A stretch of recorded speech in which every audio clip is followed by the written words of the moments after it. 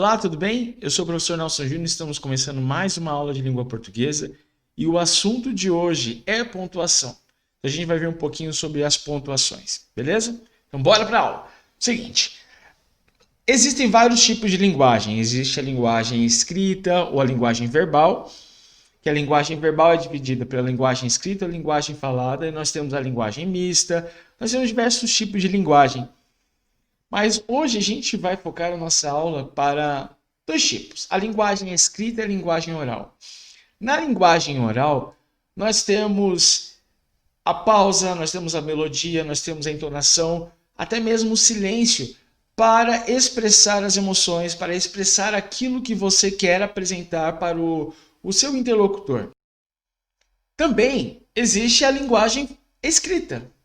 A linguagem escrita não é possível você fazer uma pausa, por exemplo, você apresentar uma entonação na sua voz na parte escrita, porque é o texto ali, o texto está sendo apresentado. Então, como a gente faz para resolver isso? Como faz para representar uma pausa, uma melodia, uma entonação, até mesmo um silêncio no texto escrito? Simples. Nós usamos os sinais de pontuação. E também os sinais de pontuação, eles são usados para destacar algumas expressões, para destacar algumas palavras, esclarecer os sentidos da frase, tá? Por quê, professor? Para evitar qualquer tipo de duplo sentido ou ambiguidade. Então, as pontuações elas são usadas para evitar qualquer falha no entendimento do texto. Então, quando a gente vai pensar em pontuação, a gente precisa entender o seguinte, que os sinais de pontuação, eles são um recurso, são ferramentas da língua portuguesa para expressar aqueles sentidos, aquelas entonações, aquelas melodias que a gente discutiu no início da aula. E por que isso existe?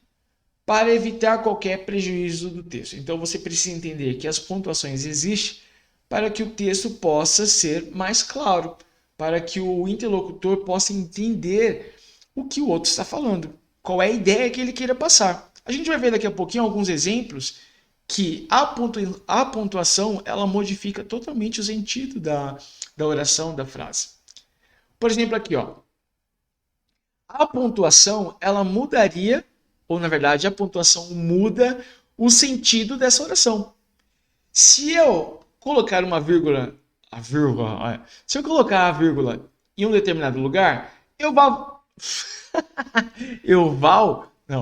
vou valorizar o homem. Se eu for colocar a vírgula em outro lugar, eu vou valorizar a mulher. Para você entender, como assim, professor? Esse texto aqui, se eu colocar a vírgula aqui, ó, se o homem soubesse o valor que tem, vírgula, a mulher andaria loucamente à sua procura.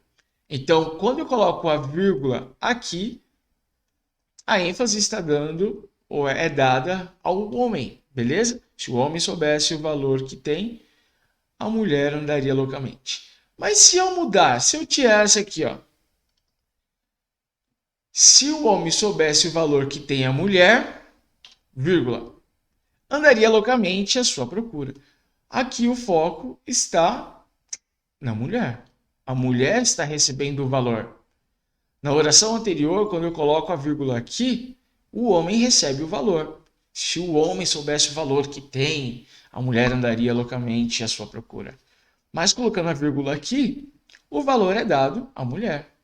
Perceba que a pontuação é importante para que o texto possa ter sentido, para que o texto possa ser compreendido com clareza. Qual é a ideia dessa oração? Perceba isso? Então, a vírgula, ela vai valorizar uma ideia, beleza? E aí, a gente vai ver um outro exemplo aqui, ó. Maria toma banho quente e sua mãe diz ela, jogue água fria. O que está acontecendo aqui, né, professor? O que está acontecendo nessa oração? Então, a gente pode utilizar as pontuações para dar um sentido nessa oração, para que ela possa expressar a real ideia inicial. Beleza? Vamos colocar um ponto final aqui. Beleza, vamos lá. Maria toma banho quente e sua. Vamos colocar uma vírgula aqui. Opa! E sua? Vamos colocar aqui, isso, um ponto. Então, Maria toma banho quente e sua. Suar, de transpirar. Porque vocês sabem que foi de propósito isso. Mas aqui a gente já tem uma oração formada. Mãe, diz ela. Olha aqui. Mãe, diz ela, jogue água fria. Vamos colocar aqui um ponto de exclamação. Por ser uma frase afirmativa. Ou, né? Vamos lá. Mãe, diz ela, jogue água fria. Então perceba que, com a utilização da pontuação, o texto ficou mais claro. Percebe que a importância da pontuação no texto é essencial. Então é importante usar a pontuação. Vamos ver outro exemplo aqui. Eu posso ter essa oração com duas ideias. Primeiro, quando eu digo assim, esse juiz é corrupto, eu estou afirmando que o juiz em questão é corrupto. Estou afirmando para alguém, esse juiz é corrupto. Mas se eu digo o seguinte, ó, esse juiz, ou seja, estou transformando o juiz, vamos colocar aqui, ó, em vocativo.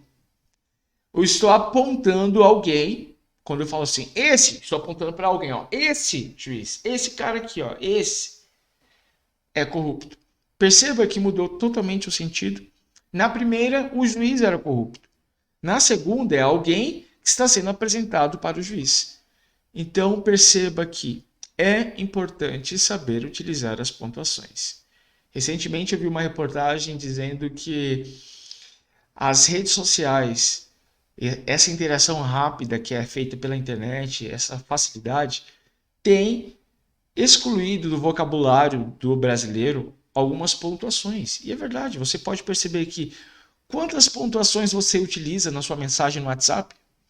Então perceba que é importante porque você evita qualquer compreensão errada do texto que você quer apresentar. Se você quer apresentar uma ideia, seja claro, utilize as pontuações corretamente. Por exemplo, aqui, ó, onde você vai passar a Semana Santa? Eu posso trabalhar essa resposta aqui de duas formas. Eu posso dizer na cidade maravilhosa, ou seja, no Rio de Janeiro, ok? Também eu posso dizer o seguinte, colocar uma vírgula aqui. Na cidade maravilhosa. Estou elogiando aquela pessoa que fez a pergunta. Então perceba que a vírgula modificou o sentido da oração. Na primeira, estou dizendo o local onde vou passar a Semana Santa. Já na segunda, a segunda forma, eu estou elogiando quem fez a pergunta. Perceba que a vírgula mudou completamente. Então, a pontuação ela vai trabalhar com dois elementos na língua portuguesa.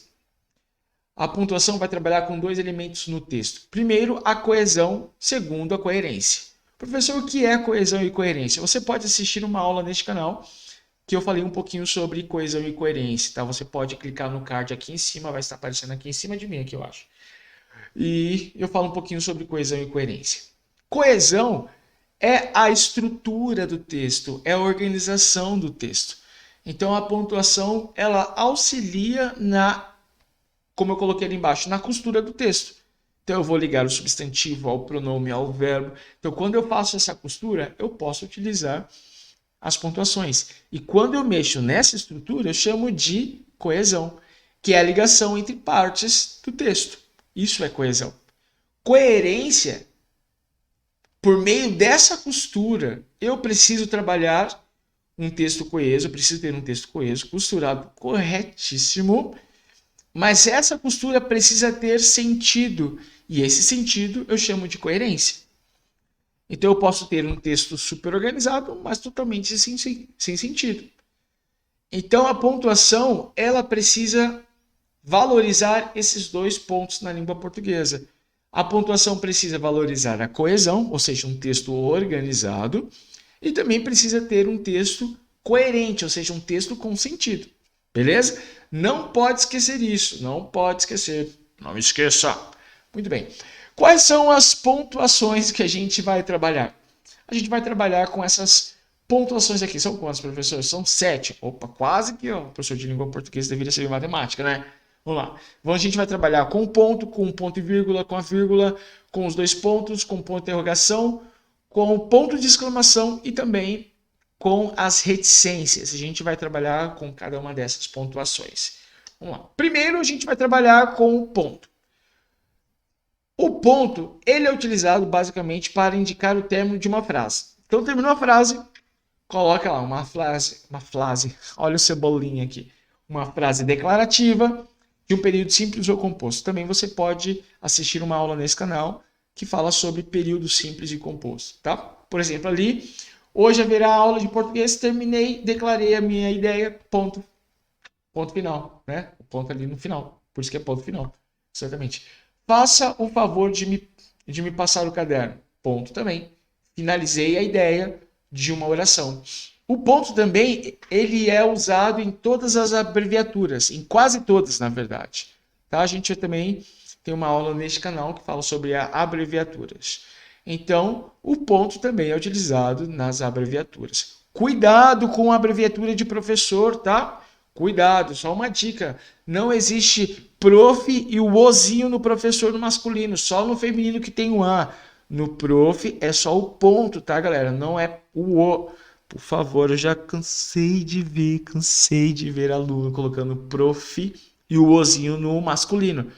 Porque o ozinho indica que tem um O no final, senão ficaria professor O. Não, então não pode esquecer. É prof, ponto, tá? Só para o feminino que tem um Azinho lá. Beleza. E aí, o ponto é empregado para encerrar um texto conhecido como ponto final, isso vocês já sabem. Beleza? O que é ponto? Finalizar uma ideia, finalizar uma oração, finalizar uma frase, através também é utilizado nas abreviaturas. Ponto e vírgula. Muita gente pergunta assim, professor, onde eu vou utilizar o ponto e vírgula? Para que utilizar o ponto e vírgula? O ponto e vírgula é utilizado com o sentido de uma pausa maior do que a vírgula teria. E você pode utilizá-lo entre a vírgula e o ponto final. Tem uma ideia ali, a gente vai ver algumas características. Se encaixa nessas características, você pode utilizar o ponto e vírgula. Por exemplo, você pode separar as orações coordenadas que têm um certo sentido ou aquelas que já apresentam uma separação por vírgula, como é o exemplo aqui. Criança foi uma garota sapeca. Moça era inteligente e alegre. Agora, mulher madura tornou-se uma doidivanas. Aqui eu tenho a separação dessas orações. A primeira foi separada com ponto e vírgula, que dá uma pausa maior entre criança foi uma garota sapeca, para moça era inteligente. E depois também uma outra pausa entre a moça era inteligente e alegre, para agora a mulher madura tornou-se uma doidivanas. E também numa segunda forma, ou um segundo modo que pode empregar o ponto e vírgula, é para separar itens de uma enumeração. Se você tem que enumerar alguns termos e não vai colocar numa sequência como um aposto enumerativo, você pode colocar aí um embaixo do outro, você vai ver com frequência nas questões de prova. Vou dar uma sequência de questões e aí eu posso separar essas questões por ponto e vírgula. Como a gente pode ver aqui, na Constituição, por exemplo, nas leis, sempre tem a utilização do ponto e vírgula. Os dois pontos. Um dos mais fáceis para ser usado. Primeiro, você pode anunciar uma citação, então eu vou citar alguém, eu posso utilizar dois pontos. E não se esqueça, se for uma citação, você tem que colocar entre aspas, tá? Porque as aspas indicam que o texto não é seu. Então eu posso colocar os dois pontos para apresentar uma citação, um texto que você achou interessante, você vai divulgar no WhatsApp. Não coloque já assim, pessoal, gostei desse texto. Dois pontos. A vida inteira que podia ter sido e que não foi. E aí você cita o autor. Ou você também pode fazer um esclarecimento, utilizar os dois pontos para esclarecer algo. Joana conseguir, enfim, realizar seu desejo maior. Qual é Vou esclarecer qual é esse desejo dela. Seduzir Pedro. Não porque o amasse, mas para magoar Lucila. Beleza? E também você pode utilizar os dois pontos para anunciar a fala de um personagem.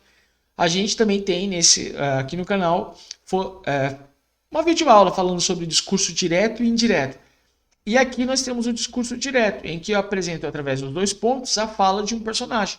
Então eu posso utilizar também os 2 pontos para apresentar a fala de um personagem. Tá? Beleza? Muito bem, vamos para o próximo exemplo. Ponto de interrogação. Ponto de interrogação é utilizado para uma pergunta direta, porque existe uma outra forma de perguntar, não de forma direta. Você comeu chocolate? Forma direta, tá? Mas existe uma forma indireta que não precisa do ponto de exclamação ou de interrogação. Forma direta. Alguém comeu? Opa. Você comeu meu chocolate? Forma direta. Gostaria de saber quem comeu meu chocolate. Aqui eu não tenho uma pergunta direta com ponto de interrogação. Aqui não é necessário. Mas o ponto de interrogação, só para finalizar essa ideia, é utilizado sempre em pergunta direta. Você está deixando bem claro que você está perguntando. Tá? E aí, como eu está falando aqui, ó, as perguntas indiretas, ou seja, quando não tem o ponto de interrogação, você coloca o ponto final. Tá? Por exemplo, ali, ó, quero saber o motivo da sua falta. Pergunta indireta. Como ficaria, professora, a forma, uma pergunta direta? Por que você faltou? Por que você faltou? É uma pergunta direta, ponto de interrogação. Quero saber o motivo da sua falta. Uma pergunta indireta. Agora, nós vamos para o ponto de exclamação. O ponto de exclamação, ele é empregado com o objetivo de dar uma entonação maior, tá? Como fosse um som melhor para a frase, para expressar admiração, surpresa, assombro. Nossa! Então, isso aqui no texto, essa expressão, nossa, não é possível. Então, você utiliza o ponto de exclamação. Quando eu coloco o ponto de exclamação, eu sei que foi aí uma surpresa ou uma indignação. Não acredito, sério? Ponto de... Aí seria ponto de interrogação, né, professor?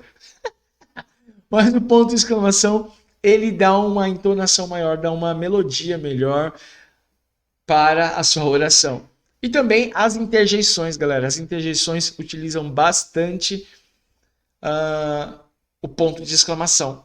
Tá? Então, se você falar, vixe, ponto de exclamação. Nossa, ponto de exclamação. Uai, ponto de exclamação. Eita, ponto de exclamação.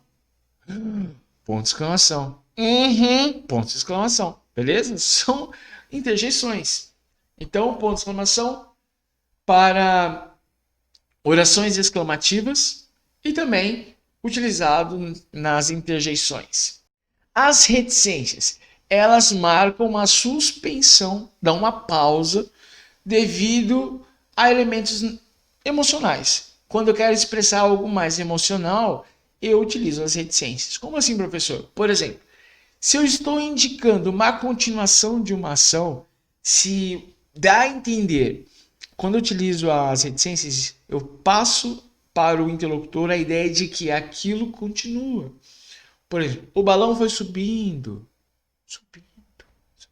Beleza? Então dá uma ideia de continuação. Ou também para indicar a suspensão ou interrupção do pensamento. Você já conversou com alguém que a pessoa para do nada, né? Então, eu utilizo as reticências. Eu que trabalhei tanto pensando que o cara viajou nos pensamentos. Então, quando eu não consigo explicar isso com essas palavras no texto. Então, a pessoa, para entender que o personagem é aquele que está falando viajou nos seus pensamentos, reticências. Para representar na escrita as excitações comuns da língua falada. Não tem aquelas pessoas que vão conversar contigo e elas não têm coragem de dizer, e elas ficam gaguejando? Então, para representar isso no texto, eu utilizo as reticências. Olha, eu não quero sair porque eu não estou com vontade. Perceba a utilização das reticências? Então, as reticências utilizam essa pausa, essa excitação. E eu tenho uma situação engraçada, que no começo eu utilizava muito as reticências. Eu utilizava reticências para tudo. No lugar de vírgula, sabe? Tipo, eu utilizava as reticências. Mas estudando um pouquinho mais, analisando um pouquinho essa aula, a gente começa a perceber. Eu comecei a perceber que as reticências pode ser evitado em alguns momentos, mas é interessante utilizar. Vamos lá, próxima, vírgula. Ah, deixei o melhor para o final. A vírgula ela é utilizada muitas vezes de forma incorreta e também, às vezes, a pessoa fica com dúvida e não coloca, não escreve. Por exemplo, aqui, ó. Ela é uma pausa. Você precisa ter certeza que a vírgula é uma pausa. Então, quando você for fazer uma leitura de um texto, saiba que onde tiver a vírgula, respire. Dê uma respirada, porque ela é uma pausa para você respirar. Quando que eu utilizo, professor? Primeiro caso é utilizada para separar os nomes das datas. Então, eu vou colocar uma data. Isso é utilizado bastante em cartas, por exemplo, em e-mails, que você vai citar os e-mails mais formais, né, mais oficiais, que você vai citar a cidade e também a data. Então, eu coloco a cidade, vírgula, e aí a data, beleza? Também para indicar a omissão, ou seja, eu vou esconder um termo que foi escondido ou não precisava ser falado, para não repetir, eu vou utilizar também a vírgula. E geralmente isso acontece em verbos, tá? Por exemplo, aqui, todos chegaram alegres e eu muito triste. Para evitar falar o seguinte, olha, todos chegaram alegres e eu cheguei muito triste, eu posso utilizar a vírgula para omitir, para esconder o verbo. Mas isso é possível sim na língua portuguesa. Você pode usar também. Para separar termos da mesma função. Por exemplo, aqui, ó. Havia o quê? Portugueses, brasileiros, espanhóis e italianos naquela festa. Então aqui eu tenho portugueses, brasileiros, espanhóis e italianos têm a mesma função sintática. Então, como eles têm a mesma função sintática, eu posso utilizar as vírgulas. Tá? Beleza? Um outro exemplo aqui é através do vocativo. Você também pode assistir uma aula neste canal que tem uma aula sobre vocativo e aposto. Muito legal. Assiste lá. Vocativo, só para você entender, é quando eu chamo alguém, tá? Quando eu estou chamando, invocando. Então aqui, quando eu vou chamar alguém, eu preciso utilizar as vírgulas. Ou a vírgula, né? Alunos, vírgula, preste atenção. Eu chamei quem? Os alunos. Então, para separar o texto aqui, na verdade, para o texto fazer sentido, eu separei quem eu chamo do restante do texto. Então, alunos, estou chamando alunos, vírgula, prestem atenção. Estude muito, colega, para obter o sucesso. Estou direcionando o meu texto, a minha oração, para o senhorzinho lá, o colega, beleza? Então, para direcionar esta oração a ele, o que eu faço? Eu o separo entre vírgulas, porque ele não faz parte da oração.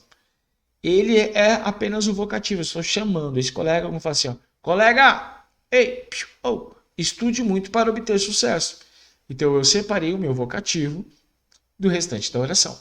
O aposto também, o aposto é um termo explicativo de algo que já foi dito. Então, coboró, cabobró, cabrobó, o que é cabrobó? A terra da cebola. Então, eu estou explicando o que é Cabobró. Cabobró. Nossa, nome difícil, né? Cabobró. Então, ao explicar o que é Cabobró, eu preciso colocar entre vírgulas, porque é uma explicação fora desta oração que vai me dizer o nome deste local, que é uma cidade hospitaleira. Beleza? Também para isolar palavras e expressões explicativas. Não se esqueça, nossa, isso aqui acontece com frequência. Então, você já está sabendo agora, não tem desculpa, não sabia, agora sabe. Quando eu vou utilizar termos explicativos, eu preciso separar esses termos explicativos entre aspas, entre vírgulas. Por exemplo, aí você coloca entre vírgulas e bola para frente. Isto é, ou melhor, aliás, além disso, beleza? Não pode esquecer disso. Como exemplo aqui, ó, eles viajaram para a América do Norte. Aí eu vou explicar. Aliás, para o Canadá. Beleza? Espero que você tenha entendido um pouquinho sobre as pontuações. Não deixe de me seguir nas redes sociais, lá no Instagram, lá no Twitter. Deixe o seu like se você gostou dessa aula. Compartilhe esse vídeo, ajude esse canal a crescer. E qualquer dúvida, deixe um comentário aqui abaixo desse vídeo que a gente pode bater papo. Sugestões você pode mandar. Professor, eu gostaria de estudar sobre tal aula. Mande sugestões aqui no comentário, beleza? Então, muito obrigado, valeu, falou, tchau!